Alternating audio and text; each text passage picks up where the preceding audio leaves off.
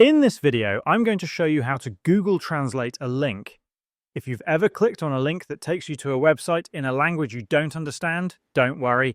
You can translate the entire page with just a few clicks. First, paste the link into the Google search bar and press enter. Once the web page loads, Google will automatically detect if it's in a language different from your default language.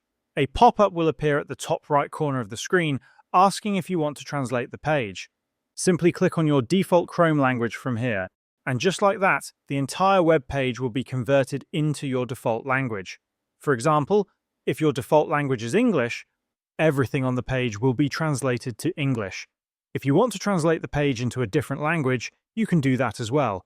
Click on the three dots in the pop-up and choose the option to select another language.